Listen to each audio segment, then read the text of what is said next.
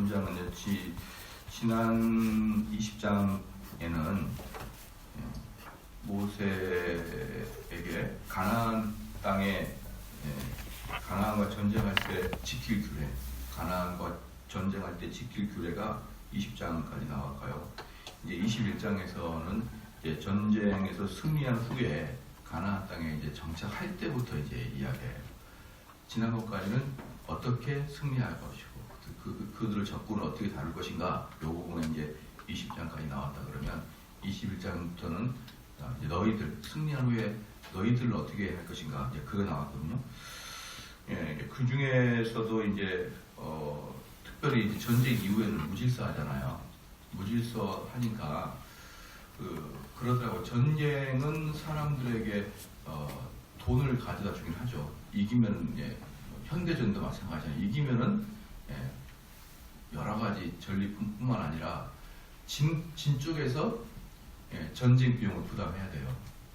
여러분 아시죠? 그래서 진 쪽에서 전쟁에 대한 부담. 그래서 만약에 우리나라가 전쟁을 했는데 우리가 이겼다. 우리랑 전쟁했던 나라에 우리나라에 파괴된 걸 모든 걸 다 물어달라고 해야 돼요. 그러지 않으면 완전히 멸절을 시키겠다. 이제 이렇게 하기 때문에 전쟁에서 이기고 나면 엄청난 돈을 많이 벌어요. 그래서 중세시대 때 최고의 국가가 스페인이었거든요. 최고의 국가가 스페인이었어요. 얼마나 스페인이 강했냐 그러면 역대 현재 제일 큰 나라는 어디 나라인지 아시나요? 현재 제일 큰 나라는 러시아예요.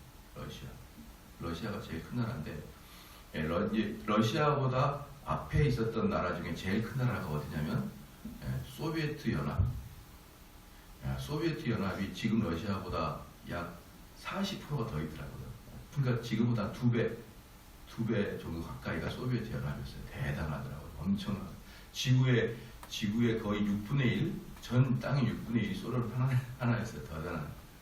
그런데 이제 그게 이제 우리 지구 역사상 제일 큰 땅이 어디냐, 제일 큰 연방 그 제국 이게 어디냐 할 때 제일 큰 것은 두 번째가 스페인 연방이었어요. 스페인 연방. 어마어마하죠. 어마어마하다. 스페인 연방. 제일 큰 연방은 어디 있을까요? 제일 큰 연방은 대영 제국이에요. 전 지구의 4분의 1이 영국 거였어요. 이건 뭐 깜짝 놀랄 일이죠. 그러니까 스페인 같은 경우는 두 번째. 엄청나게 크죠. 전 지구에서 뭐 남미, 멕시코, 남미 전체, 멕시코, 필리핀, 뭐 이거 엄청나게 다 스페인 땅이었는데요. 그 스페인이 중세시대 때 엄청나게 잘 살다가 지금까지 스페인이 유럽의 최고 선진국이 못 되고 계속 중진국밖에 못 된 이유가 스페인과 그 다음에 프랑스를 중심으로 한 유럽 연합국 프랑스를 중심으로 유럽 연합국의 싸움인 30년 전쟁이 있었거든요. 유럽에 30년 전쟁에서 진 이후에 전쟁 그 기금을 제공하면서 스페인을 몰락을 해버려요. 얼마나 많은 돈을 지불을 해야 되는지 30년 전쟁 이후에 스페인은 유럽에서 2등 국가가 돼서 지금까지 절대로 2등 국가를 벗어나지 못합니다. 엄청난 양을 물려줬어요. 엄청난. 그리고 2차 세계대전이 발발하고 또 1차 세계대전 때 독일이 1차 세계대전을 했거든요. 독일이. 근데 그 1차 세계대전에 그 전쟁에 대한 기금을 유럽에다가 주면서 에이 못 주겠다. 그게 2차 세계대전이에요. 에이 못 줘. 얼마나 많이 그냥 독일인들을 얼마나 많이 그냥 쥐어짰든지 1차 세계대전, 2차 세계 사이에 독일은 거의 죽을 뻔했어요. 그 가훈이라고. 그래서 나는 못 줘. 우리는 못 주겠습니다. 알아서 하세요. 그렇게 외쳤던 게 히틀러였어요. 우리는 못 주니까 유로서라도 당신이 알아서 하세요. 이게 히틀러였어요. 그러니까 히틀러 다 찍어줄 거예요. 대단한 분이라고. 그것처럼 한번 전쟁에서 지면은 그 전쟁 물품을 다 갚아내려고 그러면 엄청난 일인데요. 그렇기 때문에 전쟁은 이긴 쪽은 어때요? 엄청난 이득을 보죠. 그 대신은 뭘? 아무리 이겨도 전쟁에서 이기는 물자를 받는 대신에 무엇을 포기해야 되느냐? 도덕성을 다 포기해야 돼요. 전쟁. 그래서 전쟁에서는 이기나 지나 사라지는 것은 인간적인 인간다움, 도덕성 포기, 또 어떤 짐승 같은 삶 이런 것들이 기다리게 되어 있습니다. 여러분. 그래서 여러분 아마 가끔 보시겠지만 영화 보면 알겠지만 베트남전에서 참전해서 이기고 돌아왔지만 도저히 적응하지 못하고 아주 알코올 중독이든지 심지어 자살하는 데 봤죠. 그렇기 때문에 여러분 전쟁에 한번 참여가 나면요 이 인간성이 다 말살됩니다. 말살돼요. 그렇게 되면 제일 먼저 일어나는 사건이 뭐겠습니까? 그 지역 내에 살인 사건이 많이 일어난단 말이에요. 그 지역 내에. 그 바로 그 살인 사건을 다루는 게 오늘 본문이에요. 갑자기 그렇게 살인 사건이 날 때는 어떻게 하겠느냐? 그렇지만 이 가나안 땅에는 일반 땅이 아니라 하나님이 우리에게 주신 아주 거룩한 땅인데. 그래서 옛날에 보면은 우리 과거에 그 신명기서라 레위기 보면 뭐라고 합니까? 죽은 자들은 영문 밖에 가서 죽어야 돼요. 그 성 밖에 나가 죽어야 되는데 왜? 그 땅은 거룩한 땅이니까. 그 땅은 거룩한 땅인데 이 죽은 땅은 저 북쪽에 있는 문을 통과해서 저 광야로 나가서 시체가 있어야 되지 이 거룩한 땅에 시체가 있으면 안 됩니다. 그런데 전쟁이 일어난 다음에는 이 시체가 아무데나 이렇게 엎어져 있을 거란 말이에요. 왜? 모든 도덕성은 타락해 있었을 거예요. 아무리 그게 가나안인들을 점령하는 거룩한 성전이었지만 사람들이 전쟁에서도 마찬가지예요. 내가 여러분들이 닭 잡을 수 있나요? 닭을 탁 목을 붙들어가지고 그냥 칼로 목을 탁 써가지고 이 닭이 목이 없이 꾀꾀로 돌아다니는 저는 시골에서도 많이 봤거든요. 돌아다녀요. 닭이 목이 없이 피 뚝뚝 흘리고 그런 거 보면은 일주일간 잠이 안 와요. 개 잡을 때 아마 여러분 잡았을지 모르지만 목 매달아가지고 또 쑥겨 빼가지고 개 잡고 우리가 그동안 키우던 개를 몇 년 키우던 개를 남에다 매달 잡고 이런 거 보면은 정신을 못 차렸잖아요. 한 마리 잡아도 그러는데 사람을 자기 눈앞에 찔러 죽이고 돌로 쳐 죽이고 수없는 많은 사람을 그렇게 죽였는데 사람들이 어떻게 될까요? 딱 돌아버리는 겁니다. 그렇게 머리가. 그러면은 어때요? 살인이고 강간이고 엄청난 일이 발생하는 거예요. 그 다음에는.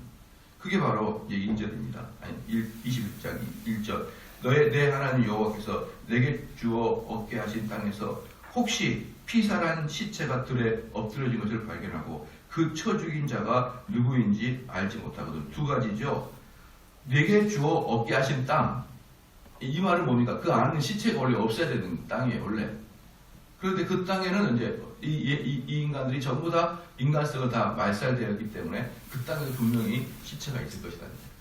두 번째, 땅에 들에 엎드려진 것을 발견하고 그 쳐 죽인 자가 누군지 알지 못한 영구 미제 사건이죠.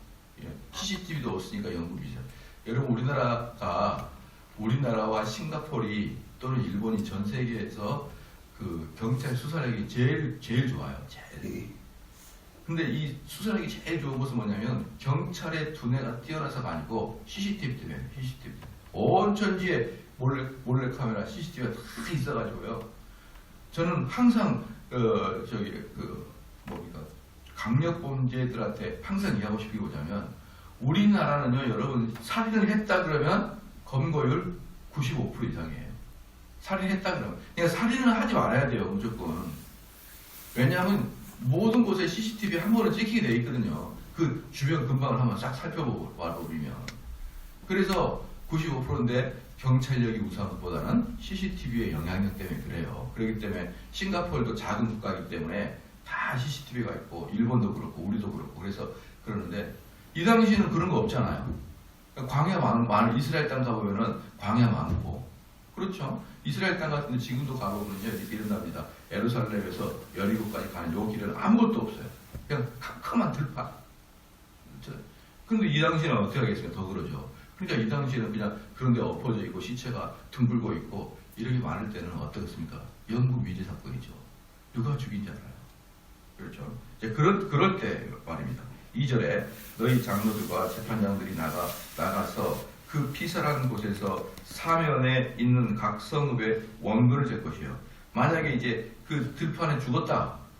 그러면은 그 들판에 죽은 사람의 사면을 재요. 제일 가까운 성읍의 장로들과 레위인이 가는 거예요. 제일 가까운 곳에 있는.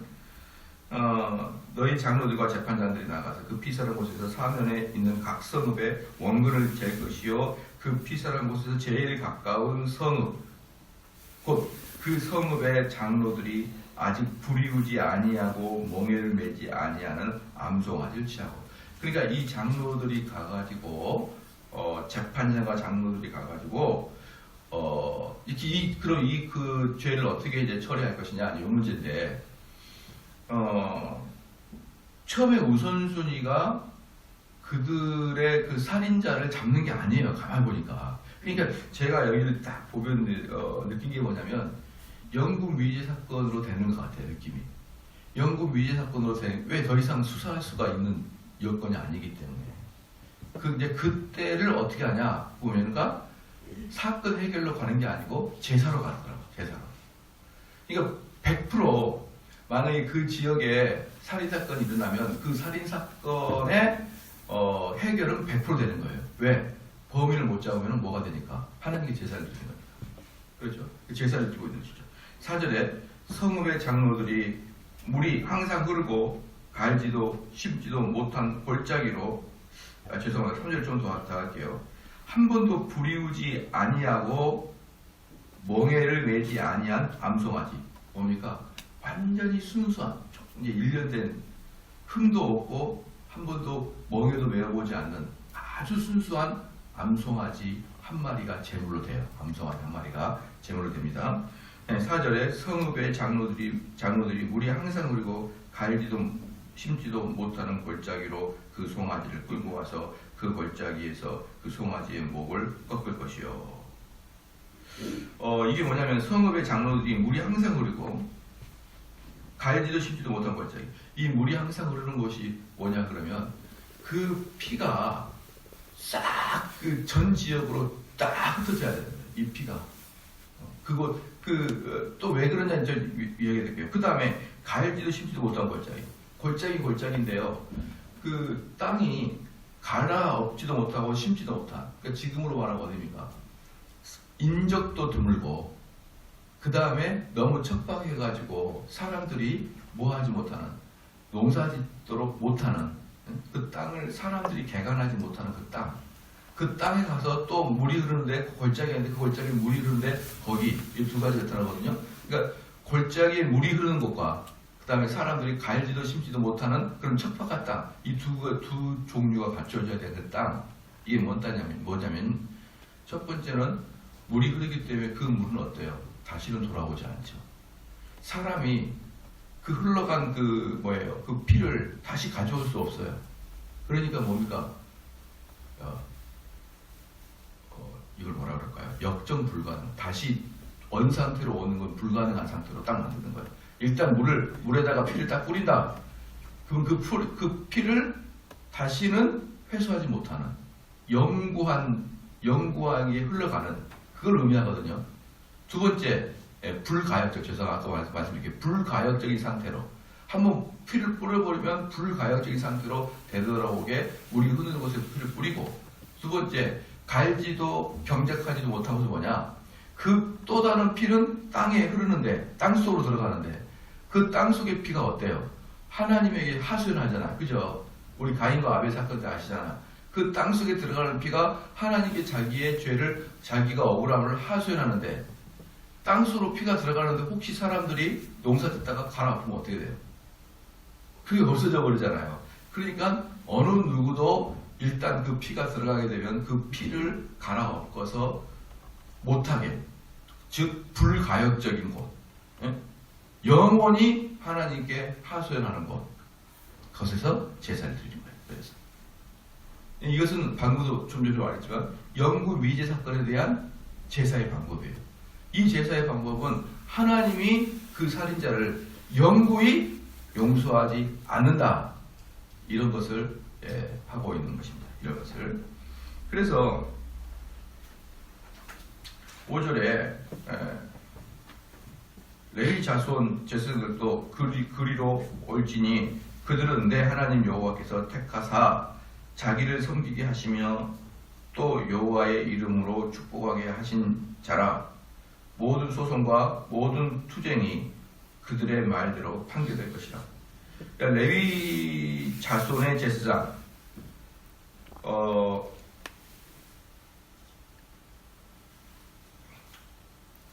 레위 자손은 레위에게는 세 아들이 있어요. 게르손, 고앗, 무라리. 게르손, 고앗, 무라리 세 자손이 있는데 그 중에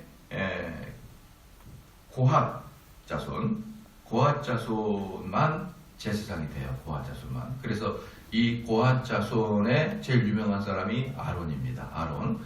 그 나머지는 성전을 관리하는 자가 되고 그 중에 고앗 자손만 대제사장이 되는데 5절 레위 자손 제사장들도 이것은 고앗 자손을 얘기하는 거예요. 고앗.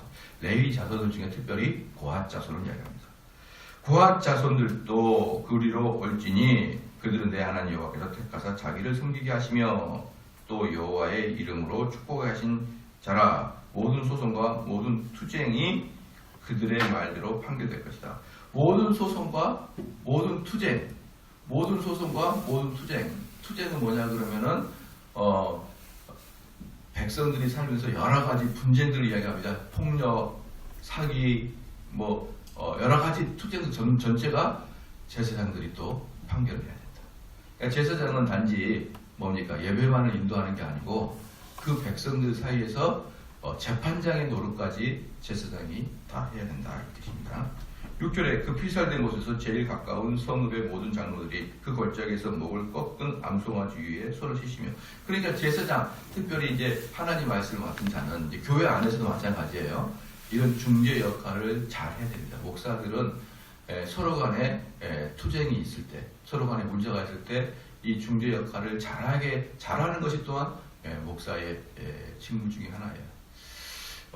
어제 지난 그제 제가 여전도의 헌신 예배 설교했는데 미국에 살고 있는 이제 어느 은퇴하신 여성 목사님이 또 제 설교를 계속 듣는 분 계시거든요.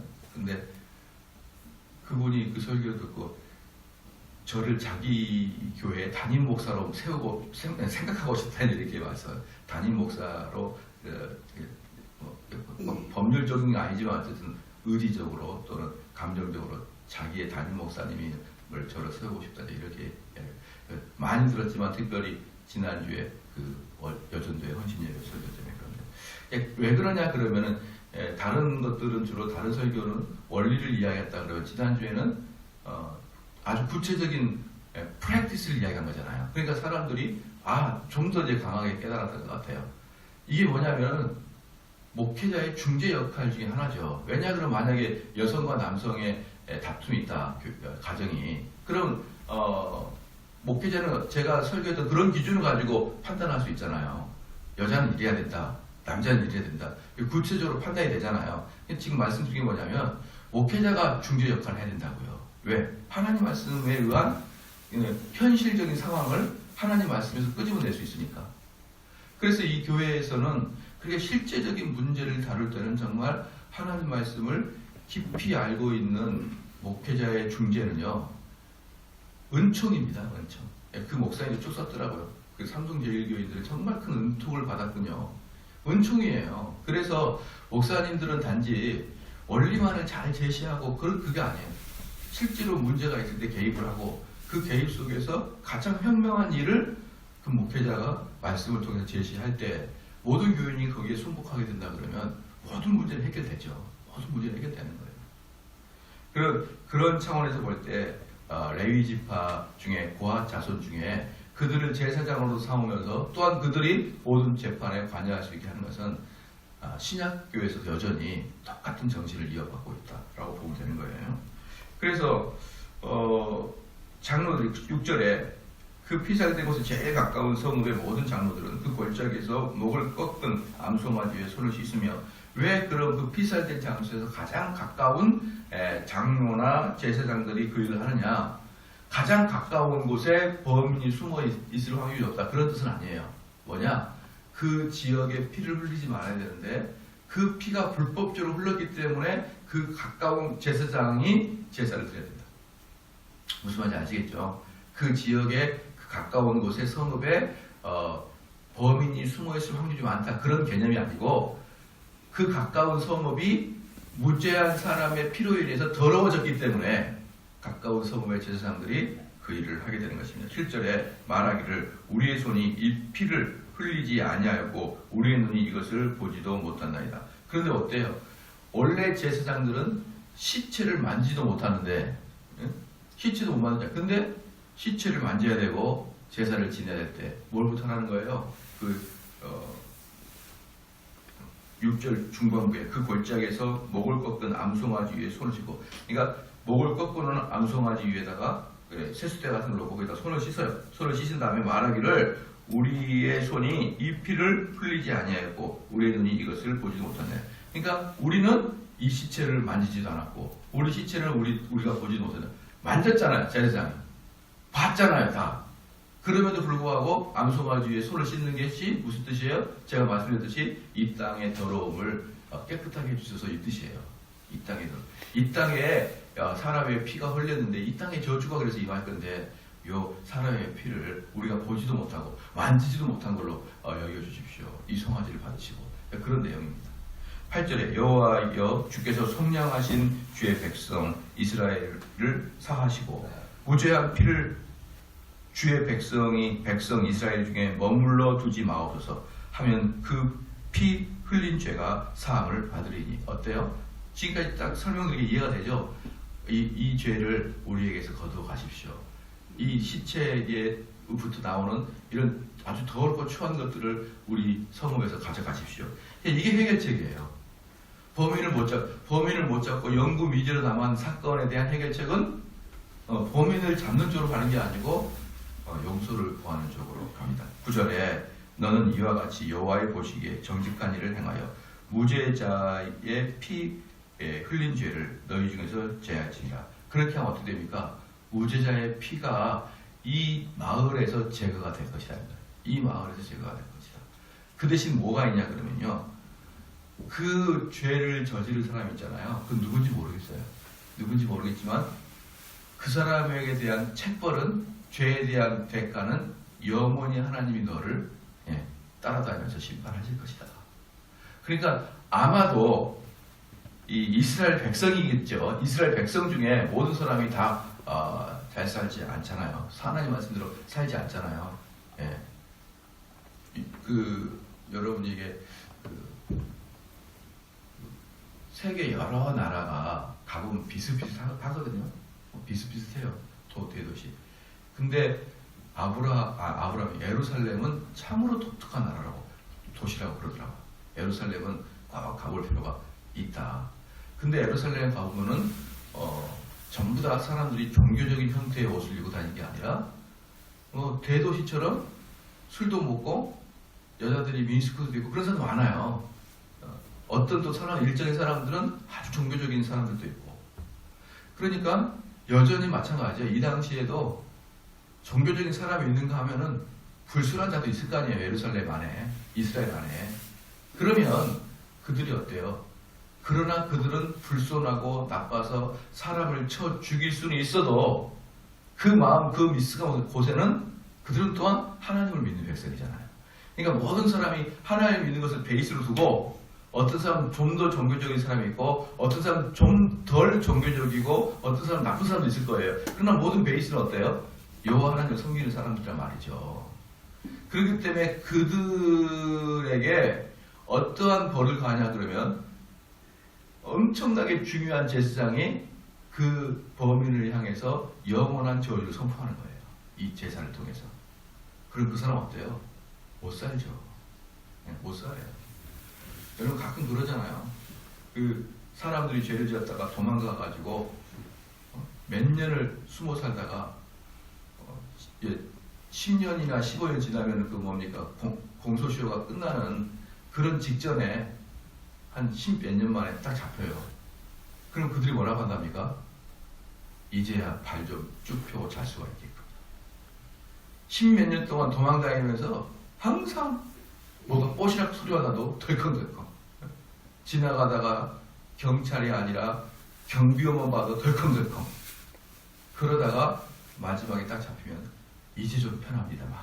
내 마음의 양심이 좀 편하면 그런 것들 가끔 있죠.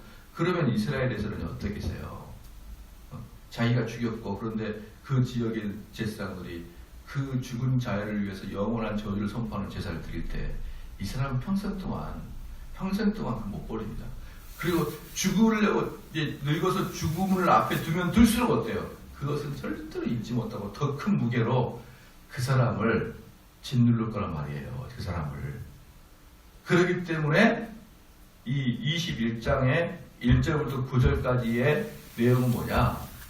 이스라엘 땅에서 사람을 죽였을 때 그 사건을 통해서 범인이 잡히든 영구 미리 사건이 되든 그 사건이 해결된 문제다 이 말이에요. 그 사건. 그런 의미에서.